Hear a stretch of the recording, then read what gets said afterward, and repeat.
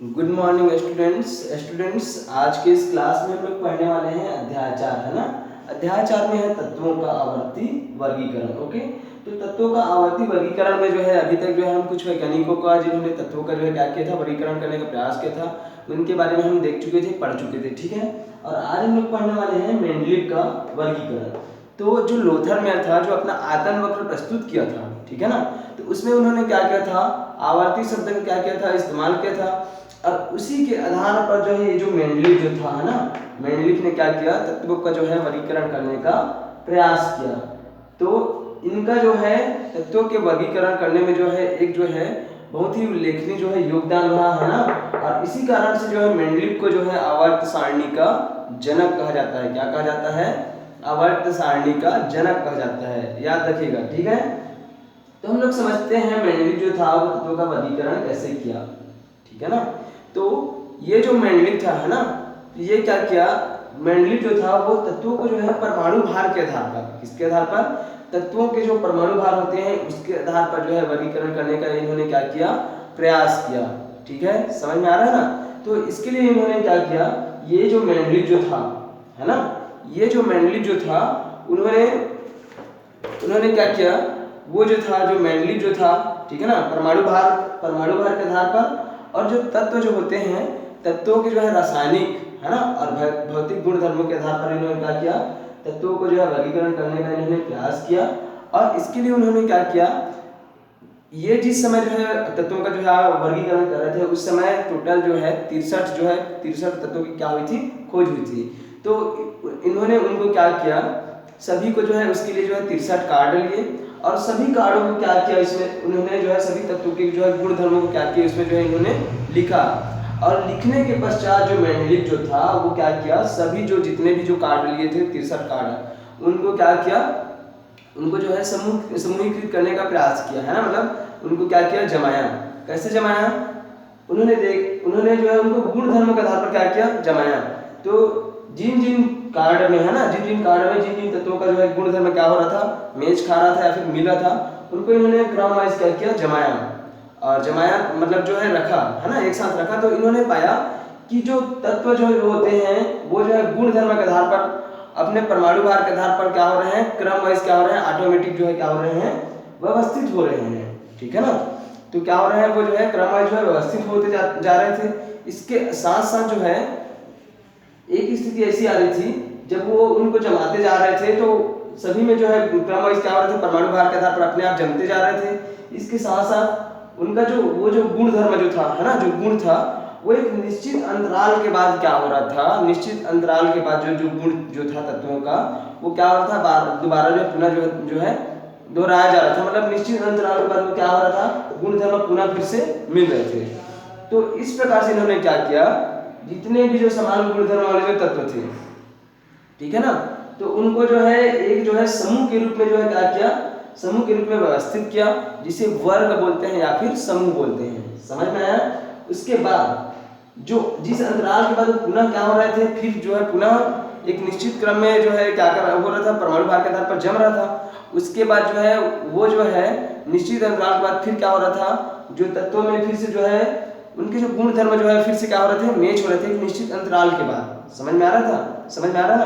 तो उसी को इन्होंने क्या बोला, इन्होंने उसी को बोला, उनको जो है आवर्त नाम दिया है ना, आवर्त। तो आवर्त मतलब आवर्ती वही हो रहा है ना, आवर्ती मतलब आवर्ती करने का मतलब है कि निश्चित अंतराल के बाद क्या होता है, जो जो पहले जो तत्व थे उनमें जो गुण था वही जो है एक निश्चित अंतराल के बाद जो तत्व आ रहे हैं उनमें भी क्या है, वही गुण है। मतलब इसमें उनमें क्या है, समानताएं हैं। तो इस प्रकार जो समानताएं होती है उसको हम क्या बोलते हैं, आवर्ती है ना। आवर्ती जो है क्या, उसमें जो है आवर्त का गुण है, आवर्ती। समझ में आ रहा है ना। तो इसके आधार पर उन्होंने क्या पाया, ये जो मेंडलीव जो थे उन्होंने पाया कि तत्वों के परमाणु भार है ना, जो किसी भी तत्वों के जो भौतिक और रासायनिक गुणधर्म जो होते हैं, वो तत्व के जो है उस तत्व के जो है परमाणु भार के क्या होते हैं, आवर्ती फलन होते हैं। मतलब कहने का मतलब क्या है, मतलब तत्वों के जो है जो तत्व हैं उनके भौतिक और रासायनिक जो गुण धर्म जो है वो उनके परमाणु भार पर क्या करता है, निर्भर करता है। इसी के आधार पर जो परमाणु भार के आधार पर इन्होंने क्या किया, जो मेंडलीव जो था उन्होंने तत्वों का क्या किया, वर्गीकरण किया। समझ में आया। और कुछ तत्वों का वर्गीकरण करने में इन्होंने क्या किया, इन्होंने जो है तत्वों की जो है संयोजकता का भी क्या किया, इन्होंने सहारा लिया। समझ में आ रहा है। इसके लिए उन्होंने जो है दो तत्वों को जो है दो तत्वों के साथ उनके यौगिक बनते हैं उनको क्या किया, आधार माना। जैसे कि हाइड्रोजन और ऑक्सीजन, क्योंकि हाइड्रोजन और ऑक्सीजन क्या है, हाइड्रोजन और ऑक्सीजन जो है सक्रिय तत्व है, तो उनके साथ जितने भी तत्व के जो यौगिक बनते थे, ठीक है ना, उसके आधार पर इन्होंने क्या किया, उनका जो है जो तत्व है उनकी जो है संयोजकता ज्ञात किया। और संयोजकता ज्ञात करने के बाद इन्होंने उनको जो है संयोजकता ज्ञात करने के पश्चात इन्होंने सभी तत्वों को क्या किया, एक सारणी के रूप में जो है जमाया। ठीक है ना, जिसमें उन्होंने जो है ऐसा, इस साइड आप देखिएगा, ये देखिए, जैसे कि इन्होंने जो है क्या किया, ऐसा सारणी के रूप में जो है ऐसा जो है क्या किया, इन्होंने जमाया। ये सारणी बना दिए। सारणी बनाने के बाद जो है इनको जो है ये ऐसा खंड खंड के रूप में क्या किया, इन्होंने डिवाइड किया। तो ये वाला ये जो आपको ऊर्ध्वाधर जो समूह दिखाई दे रहा होगा, ऊर्ध्वाधर जो है आपको ये दिखाई दे रहा होगा, इनको इन्होंने क्या कहा, इनको जो है इन्होंने वर्ग या फिर समूह कहा। क्या कहा, वर्ग या फिर समूह। ओके। उसके बाद जो है इस साइड जो है ऐसा दिखाई दे रहा होगा, इसको इन्होंने क्या कहा, इन्होंने जो है आवर्त कहा। क्या कहा, आवर्त। कहने का मतलब क्या है, यदि सारणी हम बनाते हैं ऐसा, तो सारणी में जो ये आपको जो है खंड खंड के रूप में आपको दिखाई दे रहा होगा, तो ऊपर से अगर नीचे की ओर आते हैं, ऊर्ध्वाधर जो स्तंभ आपको दिखाई दे रहा है, ये इसको बोलते हैं, क्या बोलते हैं इनको, समूह या फिर क्या बोलते हैं, वर्ग। ओके, समझ में आया। और इसी प्रकार से जो है ये जो है क्षैतिज दिशा में, ये क्षैतिज आपको जो बॉक्स दिखाई दे रहा है ऐसा है ना, क्षैतिज जो है ये इस साइड, तो इसको उन्होंने क्या नाम दिया, इसको उन्होंने जो है आवर्त नाम दिया। क्या नाम दिया, आवर्त। समझ में आया। तो ये जो थे कौन थे, मेंडलीव। तो मेंडलीव ने जो है, मेंडलीव का जो आवर्त सारणी था, तो मेंडलीव के आवर्त सारणी में जो है 7 आवर्त थे। कितने आवर्त थे, 7 आवर्त थे। और समूह की बात करें, समूह या फिर वर्ग की बात, मतलब ऊर्ध्वाधर जो स्तंभ थे उनकी बात करें, तो उनकी संख्या थी 9। समझ में आया, 9 थी। तो यहाँ तक समझ में आ गया। उसके बाद इन्होंने क्या किया, तत्वों को जो है क्या किया, इन्होंने सारणी में जो है वर्गीकरण किया सारणी के अनुसार। और वर्गीकरण किया तो इन्होंने क्या किया, जितने भी जो तत्व थे, ठीक है ना, तो सबसे शीर्ष पर इन्होंने जो है हाइड्रोजन के साथ हाइड्राइड और ऑक्सीजन के साथ ऑक्साइड बनाने वाले यौगिकों को क्या किया, इन्होंने ऊपर में रखा, स्थान दिया ऊपर में, कि अगर उनका यौगिक बनता है या फिर उनका जो है हाइड्राइड यौगिक बनता है या फिर ऑक्साइड यौगिक बनता है तो वो कैसे बनेंगे, उनको दिया। उसके बाद जो तत्व थे उनको परमाणु भार के आधार पर इन्होंने क्या किया, जमाया। ठीक है ना, समझ में आ रहा है। आवर्ती फलन के अनुसार उनको क्या किया, इन्होंने जमाया। समझ में आया। तो मेंडलीव का जो वर्गीकरण था कैसे कैसे किया था, है ना, ये आपको समझ में आ गया होगा। यहाँ तक समझ में आया। उसके बाद जो है ये जो मेंडलीव था, है ना, तो मेंडलीव जो था उनको तो आप समझ गए, इन्होंने क्या किया, तत्वों को जो है उनकी जो है तत्वों को जो है उनके जो यौगिक थे हाइड्रोजन और ऑक्सीजन के साथ, तो उनके आधार पर इन्होंने संयोजकता भी ज्ञात कर दिया जो तत्व थे उनका। और संयोजकता ज्ञात करने के पश्चात इन्होंने क्या किया, उनको जमाया। ठीक है, यहाँ तक क्लियर है। उसके बाद जो है इनका जो क्या था, इनका जो आवर्त जो सारणी था, है ना, जिनमें इन्होंने वर्गीकरण किया था तत्वों का, उनमें टोटल कितने तत्व थे, 63 तत्व थे। कितने तत्व थे, 63। समझ में आया। क्योंकि उस समय तक जो है केवल और केवल कितनी तत्वों की खोज हो चुकी थी, 63 तत्वों की खोज हो चुकी थी। ठीक है। उसके बाद जो है आगे जो है नहीं हो पाई थी, तो इस कारण से इन्होंने क्या किया, ये जो थे इन्होंने जो है इतना ही जो है वर्गीकरण किया था। अब यहाँ पर हम जो है जो मेंडलीव जो है उनके वर्गीकरण की जो है उपलब्धियां क्या क्या थी उनको हम देख लेते हैं। सबसे पहला जो था तत्वों के अध्ययन में सहायक। पहली उपलब्धि क्या थी, तत्वों के अध्ययन में सहायक। आपको दिखाई दे रहा होगा, स्पष्ट साफ दिखाई दे रहा होगा, है ना। तो तत्वों के अध्ययन में सहायक कैसे सहायक है, तो इन्होंने जो वर्गीकरण करने के लिए जो आवर्त सारणी बनाया था, देखिए जैसे ये है आवर्त सारणी मान लीजिए, है ना, जिसमें ये जो है ऊपर से नीचे आते हैं तो ये वर्ग है, और ऐसा क्षैतिज चलते हैं तो ये क्या है, आवर्त है। तो इनमें क्या हो रहा था, अगर हम क्या करते हैं एक समूह में जो जैसे कि एक वर्ग में नीचे की ओर जाते हैं, तो एक वर्ग में जो है केवल और केवल समान गुणधर्म वाले तत्व ही हमको क्या होते हैं, मिलते हैं। तो इस प्रकार से अगर हम अध्ययन करना चाहें तो क्या होगा, अगर हम एक समूह को पकड़ लिए, उसको देख रहे हैं एक समूह को, तो उनमें हमको जो समान गुणधर्म वाले जितने भी तत्व हैं हमको क्या हो जाते हैं, मिल जाते हैं, और इससे जो हमको अध्ययन करने में क्या होती है, आसानी होती है। समझ में आया। इसके साथ साथ अगर हम आवर्त की बात करते हैं तो आवर्त में क्या होता है, आवर्त में जो है जैसे जैसे हम आगे बढ़ते हैं तो क्या होने लगता है, परमाणु भार में जो है क्रमिक परिवर्तन होते जाता है, और उसके आधार पर उनके गुणों में भी क्या होने लगता है, क्रमिक रूप से जो है क्या होने लगता है, परिवर्तन होने लगता है। तो इसके आधार पर भी हम क्या कर सकते हैं, तत्वों का जो है वर्गीकरण कर सकते हैं, मतलब जो है तत्वों का जो है क्या कर सकते हैं, हम अध्ययन कर सकते हैं, और बहुत ही सरल तरीके से कर सकते हैं। तो पहला जो समझ में आया, इनकी उपलब्धियां क्या थी, तत्वों के अध्ययन में क्या थे, सहायक थे। समझ में आया। उसके बाद दूसरा है नए तत्वों की खोज में सहायक, मतलब ये जो मेंडलीव थे इनको पता था, जिस हिसाब से इन्होंने अपना सारणी बनाया था, तो उसमें जो है इनको पता था कि जो इन्होंने जो परमाणु भार के आधार पर जब बनाए थे अपनी सारणी को, तो इनको पता था कि भविष्य में जो है और तत्वों की क्या हो सकती है, उनका जो है और तत्वों की खोज हो सकती है। मतलब इन्होंने तत्वों के अस्तित्व के क्या किया, अनुमान लगाया, और उसके आधार पर इन्होंने क्या किया, अब इनका जो आवर्त सारणी था उनमें जो है इन्होंने क्या किया, कुछ स्थान को जो है रिक्त रखा। समझ में आ रहा है ना, ताकि जो नए तत्वों की अगर खोज हो तो उसको उसमें क्या किया जा सके, उसमें ऐड किया जा सके। समझ में आया। ये दूसरी बात हो गई। तीसरी बात थी संदिग्ध परमाणु भार में सुधार। तो कुछ तत्व ऐसे थे, तीसरा जो है ना, तीसरी जो उपलब्धि थी, संदिग्ध परमाणु भार में सुधार। तो कुछ तत्व ऐसे थे जिनका परमाणु भार जो क्या था, संदिग्ध था। तो उनको कैसे आखिर आवर्त सारणी में कैसे स्थान दिया जाए, उनका वर्गीकरण कैसे किया जाए, क्योंकि उनका जो है परमाणु भार क्या था, संदिग्ध था। उस स्थिति में इन्होंने क्या किया, इन्होंने जो है उनके यौगिकों की संयोजकता के आधार पर इन्होंने क्या किया, उनका जो है परमाणु भार को जो है निश्चित किया और उनको एक निश्चित स्थान दिया। समझ में आया। तो ये इनकी उपलब्धि थी। उसके बाद जो है अक्रिय गैसों को स्थान, ठीक है ना। तो जो अक्रिय गैस है, अक्रिय गैस कहने का मतलब क्या है ना, ऐसे गैस जो क्या होते हैं सामान्य अवस्था में जो है अक्रिय होते हैं, मतलब किसी से कोई भी जो है क्रिया नहीं करते हैं, तो ऐसे तत्वों को हम क्या बोलते हैं, अक्रिय गैस। जैसे कि हीलियम है, नियान है, आर्गन है ना। तो इनको क्या किया जाता है, इनको इसी कारण, जैसे कि नियान की बात करते हैं तो हम क्या करते हैं, इसको जो है ट्यूबलाइट में जो है भरा जाता है ना। और हीलियम है उसी प्रकार से जो गोताखोर लोग जो रहते हैं अपना जो है सिलेंडर लेकर के पानी के अंदर जाते हैं तो उसका उपयोग करते हैं। तो ये सब क्या है, ये जो है निष्क्रिय गैस है ना। समझ में आया, निष्क्रिय या फिर अक्रिय गैस। तो अक्रिय गैसों को इन्होंने क्या किया, अपना इनका जो क्या था, इनका जो आवर्त सारणी था इसमें इन्होंने क्या किया, स्थान दिया। ठीक है, समझ में आया। और इस प्रकार से इनका जो आवर्त सारणी था उसमें जो है टोटल जो है 7 आवर्त थे। ऐसा इसको ऐसा 36 को क्या बोलते हैं, आवर्त बोलते हैं। और ऐसा जो ऊर्ध्वाधर जो रहता है उसको क्या बोलते हैं, वर्ग बोलते हैं या फिर समूह बोलते हैं। तो 9 वर्ग थे और 7 क्या थे, आवर्त थे। समझ में आया यहाँ तक। उसके बाद जो है यहाँ तक तो इनकी उपलब्धियां क्या थी वो समझ में आ गया। अब हम देखेंगे कि जो मेंडलीव जो था उनके वर्गीकरण का जो है उनकी जो आवर्त सारणी थी उनमें कौन कौन सी कमियां थी या फिर क्या उनकी सीमाएं हैं, इसको हम क्या करेंगे यहाँ पर समझेंगे। तो यहाँ पर देखिए, जैसे कि पहला था हाइड्रोजन का स्थान अनिश्चित।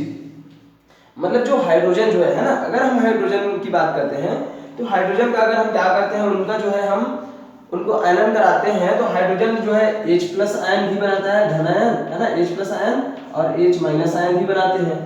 ठीक है, तो H+ आयन बनाता है हाइड्रोजन जो है, तो ये क्या है, क्षार धातु है ना। जो क्षार धातु जो है आवर्त सारणी में जो पहला जो समूह है उनको क्षार धातु बोलते हैं। तो क्षार धातु में क्या बनाते हैं, केवल उनकी संयोजकता एक होती है ना। आयन कराते हैं तो हाइड्रोजन की भी संयोजकता कितनी यहाँ पर, केवल एक है ना। और H+ आयन बना रहा है, मतलब ये पहले समूह में भी रह सकता है। और उसी प्रकार से अगर हम इनकी बात करते हैं H- आयन, तो ये जो है जो हाइड्रोजन तत्व जैसे क्लोरीन, ब्रोमीन, आयोडीन ये सब, तो वो क्या बनाते हैं, केवल एक माइनस आयन बनाते हैं है ना। जैसे कि यहाँ पर देखिए ये क्लोरीन माइनस आयन है ना, और ये ब्रोमीन है, ये माइनस आयन, क्लोरीन, फ्लोरीन ये सब जो है। तो ऐसा ही जो हाइड्रोजन क्या बनाता है, धन आयन भी बनाते हैं, ऋण आयन भी बनाते हैं। ओके, तो इनका जो स्थान जो था इनको इन्होंने निश्चित नहीं कर पाया है ना। स्थान को जो है ये क्या नहीं कर पाए, हाइड्रोजन का जो स्थान था उनको ये निश्चित नहीं कर पाए। और इस प्रकार से जो है क्या हो गई, इनकी जो आवर्त सारणी थी है ना, उनमें जो है ये कमियां रह गई। ठीक है, उसके बाद जो दूसरा जो है भारी तत्वों को हल्के तत्वों से पहले रखा जाना। अब चूंकि ये जो क्या कर रहे थे, ये जो थे मेंडलीव जो थे है ना, ये क्या कर रहे थे, कुछ तत्वों को जो है जिनका परमाणु भार निश्चित नहीं था उनको उनकी संयोजकता के आधार पर या फिर उनके यौगिकों के आधार पर क्या कर रहे थे, ये जो है उनको जो है उनका वर्गीकरण कर रहे थे। तो कुछ तत्व ऐसे हो गए जिनका क्या किया गया, उनको जो है जब उनको क्रम वाइज जमाया गया तो कुछ तत्व ऐसे रह गए जो भारी तत्व थे वो पहले इनके जो है इनका जो आवर्त सारणी था उसमें आ गए, और जो हल्के तत्व थे वो जो है बाद में आ गए। समझ में आ रहा है ना? तो ये इनमें क्या थी, कमियां थी। उसके बाद हम तीसरी बात करते हैं, समस्थानिकों को अलग अलग स्थान नहीं दिया जाना। अब यहाँ पर सबसे पहले समझ लीजिए समस्थानिक क्या है। ऐसे तत्व जिनके क्या होते हैं, जिनके परमाणु संख्या तो समान होते हैं किंतु परमाणु भार क्या होते हैं, भिन्न भिन्न होते हैं, तो वैसे तत्वों को हम क्या बोलते हैं, समस्थानिक तत्व बोलते हैं। ठीक है ना? तो समस्थानिकों को इन्होंने जो है अलग अलग स्थान ये नहीं दे पाए। समझ में आ रहा है ना? क्योंकि समस्थानिक जो है एक तत्व के कई समस्थानिक जो है प्रकृति में उपलब्ध है, तो उनका जो है इन्होंने क्या नहीं कर पाया, ये जो है उनका स्थान निश्चित नहीं कर पाया। जैसे मैं बता रहा था 9th क्लास में बताया था, कार्बन 12 है ना, कार्बन 12, कार्बन 13, कार्बन 14, तो कार्बन 14 जो है पूरा तत्ववेत्ता लोग जो है क्या करते हैं, तो वो जो है कोई वस्तु कितनी वर्ष पुरानी है उसका जो है पता लगाते हैं। समझ में आ रहा है ना? तो ऐसे तत्वों को जो समस्थानिक तत्व थे इनको इन्होंने जो है अलग अलग स्थान नहीं दे पाया। वो नहीं दे पाया जो मैंडलीव जो था वो। समझ में आया अपने वर्गीकरण में? उसके बाद जो चौथा जो है, एक तत्व से दूसरे तत्व की ओर बढ़ने पर परमाणु भार नियमित रूप से नहीं बढ़ना। तो जब अगर हम एक तत्व से दूसरे तत्व की ओर अगर बढ़ रहे हैं तो उसके अनुसार क्या होना चाहिए, परमाणु भार जो है नियमित रूप से क्या होना चाहिए, बढ़ना चाहिए। लेकिन किंतु ये क्या किए थे, यहीं पर देख लीजिए कि भारी तत्व जो है हल्के तत्वों से पहले जो है रख दिए थे। कई तत्वों को इन्होंने ऐसा ही रखा था। तो इस आधार पर क्या हुआ, जो एक तत्व जो थे है ना, दूसरे तत्व के बढ़ने पर क्या होना था, जैसे इस साइड से हम आवर्त में बढ़ रहे हैं तो क्या होना था, बढ़ने पर जो परमाणु भार नियमित रूप से परमाणु भार बढ़ना था, लेकिन ऐसा नहीं हुआ। समझ में आ रहा है ना? मतलब परमाणु भार जो है नियमित रूप से नहीं बढ़ रहा था। तो ये जो है इनके वर्गीकरण की क्या थी, कमियां थी। समझ में आया? और इसके अलावा जो है बहुत सारी चीजें जो है आपके बुक में जो है उदाहरण के रूप में जो है समझाया गया है ना, उदाहरण के रूप में। तो आप क्या करिए, बुक को जो है बहुत अच्छे से पढ़िए, उदाहरण को भी अच्छे से समझिए। क्योंकि यहाँ पर क्या था, यहाँ पर क्या है ना, यहाँ पर वीडियो जो है थोड़ा सा शॉर्ट टर्म बनाना पड़ता है क्योंकि ज़्यादा MB का बन जाता है। आप समझ रहे हैं इस बात को? और अगर क्लास में रहता है तो आप जानते हैं 40 मिनट का पीरियड रहता है ना, तो 40 मिनट जो है पर्याप्त होता है समझाने के लिए। ठीक है? तो यहाँ पर थोड़ा सा मैं चीज़ों को जो है डिटेल में तो समझा रहा हूँ, लेकिन उतना उदाहरण के रूप में नहीं समझा पा रहा हूँ क्योंकि लिखने में और बाकी चीज़ों में जो है बहुत समय लगेगा, है ना, वीडियो बहुत ज़्यादा लंबा बन जाएगा इस कारण से। ठीक है?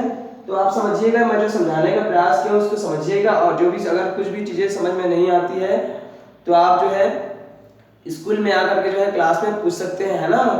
यहाँ पर जो आप किसी भी प्रकार से अगर कोई डाउट होता है तो आप स्कूल आइए, और स्कूल में आकर के जो है 9 से 12 बजे के बीच में आकर के आप क्या कर सकते हैं, पूछ सकते हैं। ओके, तो आशा करता हूँ आप लोगों को जो है मेंडलीव का जो वर्गीकरण जो था वो समझ में आया होगा। मेंडलीव के वर्गीकरण में जो है 7 आवर्त थे और 9 क्या थे, वर्ग थे। और मेंडलीव ने जो है परमाणु भार के आधार पर तत्वों को क्या किया था, उनका तत्वों का वर्गीकरण किया था। ठीक है? और ये जो मेंडलीव जो थे, ठीक है ना, इन्होंने तत्वों को जो है परमाणु भार के आधार पर जो है क्या किया था, वर्गीकरण किया था। और इनके जो है वर्गीकरण में जो है इनकी आवर्त सारणी में जो है 63 तत्व थे। ओके, समझ में आया? तो इस प्रकार से इनकी उपलब्धियां, इनकी जो है क्या कमियां जो है हम जान गए, और मेंडलीव का आवर्त सारणी क्या है उनको जान गए। और आवर्त सारणी को यहाँ पर देखिए आपको बुक में मैं दिखा देता हूँ, है ना। ये जो है इनका क्या है, ये जो है इनका क्या है, ये आपको दिखाई दे रहा होगा, है ना। ये इनका क्या है, ये इनका वर्गीकरण जो है आवर्त सारणी है। ठीक है, आप बुक में देख लेंगे इनको। और इसके बाद जो है हम मोस्ले का जो है आवर्त सारणी पढ़ेंगे। तो मेंडलीव जो था वो वर्गीकरण का क्या कहलाता है, ये जो है तत्वों के वर्गीकरण का जनक कहलाता है। लेकिन मोस्ले जो था वो आधुनिक आवर्त सारणी के क्या कहलाते हैं, जनक कहलाते हैं। ओके, तो आपके लिए जो है मेंडलीव का वर्गीकरण और जो मोस्ले का जो है, मोस्ले का जो तत्वों का वर्गीकरण जो है बहुत ही क्या है, बहुत ज्यादा इंपॉर्टेंट है दोनों। आगे क्लास में भी आप क्या करेंगे, पढ़ेंगे। तो आज के लिए बस इतना ही। जय हिंद, जय भारत, जय छत्तीसगढ़। ठीक है।